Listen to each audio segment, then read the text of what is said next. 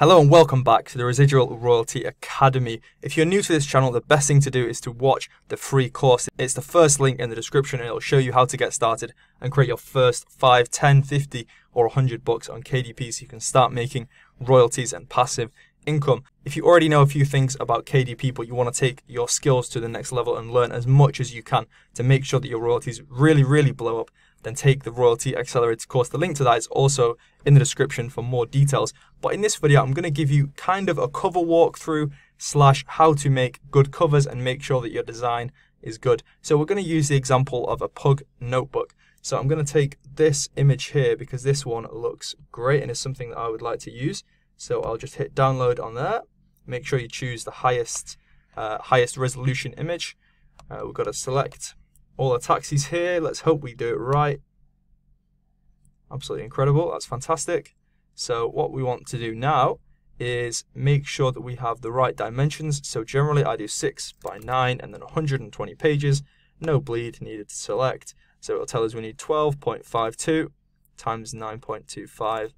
So 12.52 times 9.25 inches. Yeah, always does that. 9.25. There we go. Then we can also take this from Tangent Templates. This is just how easy it is. I'm not an affiliate. I'm not trying to make any money from Tangent Templates. They don't pay me to say this. It's just so much easier. So for example, I would just put that in there. Also, I'm going to have to actually blur out all of my downloads and images on the side, on the left-hand side. I hope that's okay with you. Obviously, it would reveal my designs and the books if I was to show them. So you won't be able to see what's on the left-hand side over there. But let's just take this pug image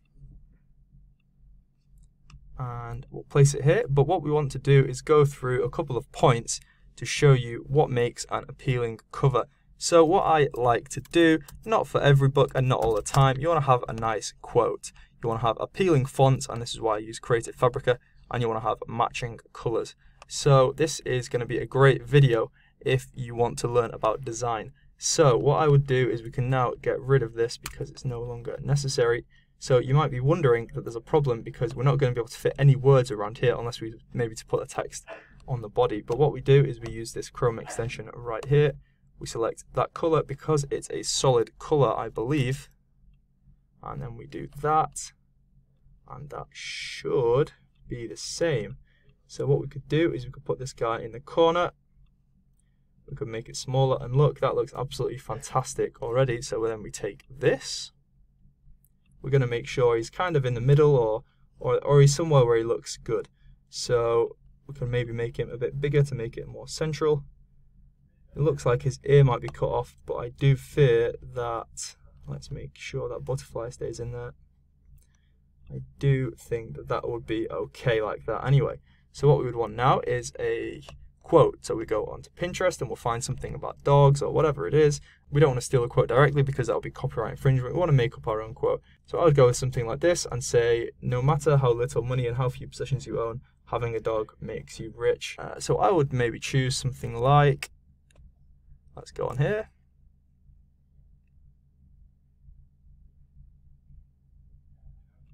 I'm not going to keep it in this font. I'm going to go to Creative Fabrica and get a font in a second. So having a pug makes your life richer than having money.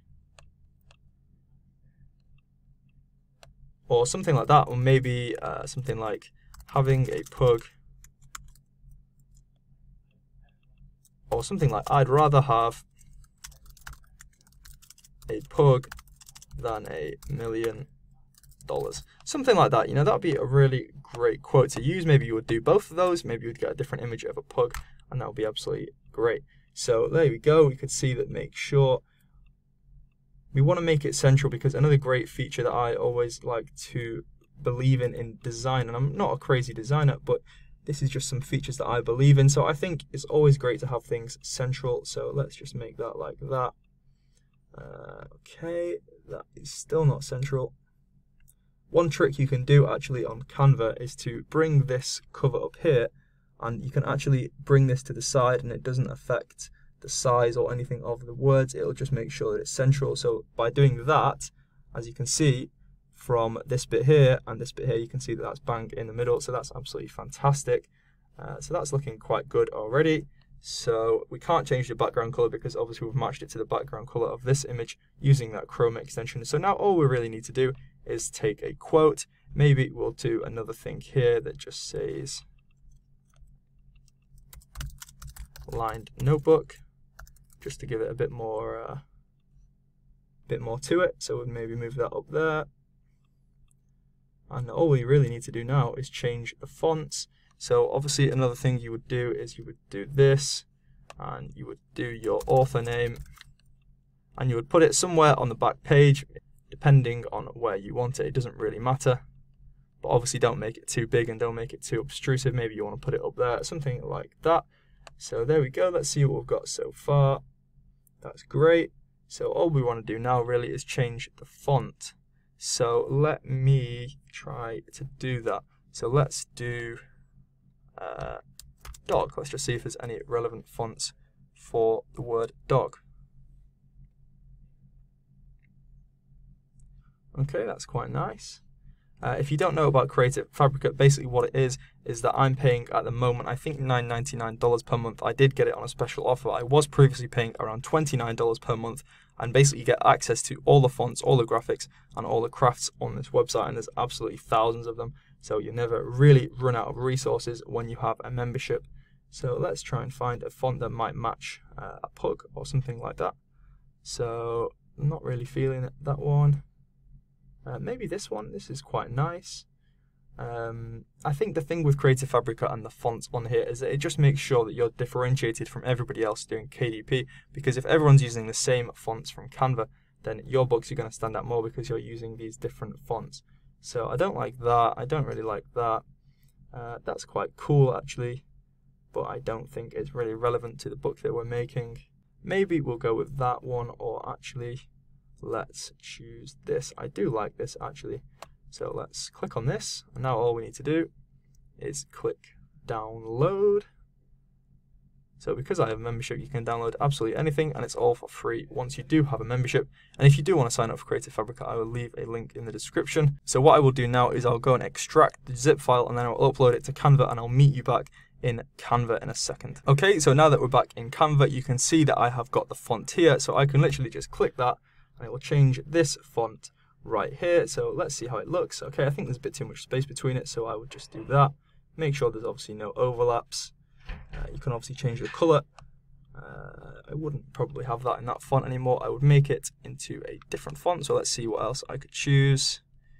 Maybe I'll go with this one. Yeah, that's quite nice. Make that a little bit smaller because we don't want it to be too much of the design. So there we go. Is this one still central? Let's have a look. Yeah, I think that's still central, but again, you can just do this trick if you need to make sure that it is central. There we go. I will probably fade this a bit because we don't want it to be the main part of the book. So there we go. Maybe I would change this color. You can just kind of play around until you are happy with the finished product. So maybe you would select this pink here, like so. Maybe try and do the font in that color, see how that looks. Okay, so that's okay actually.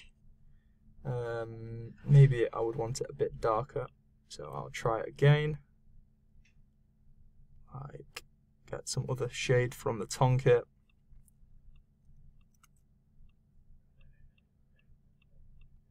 Okay, so that looks quite good now. Obviously, you would change your author name to whatever your pen name is, and you would probably change the font and make it a bit smaller. So yeah, I would think this is probably a good finished design. You know, the pug is looking nice down here. All the colors are matched. Everything is central. We've got a unique font.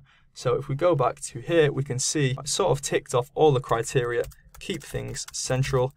You know, it just looks so unprofessional when people have, let's go back onto Canva. It just looks so unprofessional when somebody has it and it's kind of just to the side just because they've not checked or they've not made sure that it's perfectly in the middle, and you can kind of just tell that it doesn't look professional. So I'd always make sure that things are central, unless you're going for a different design. Just make things central, keep things really, really simple.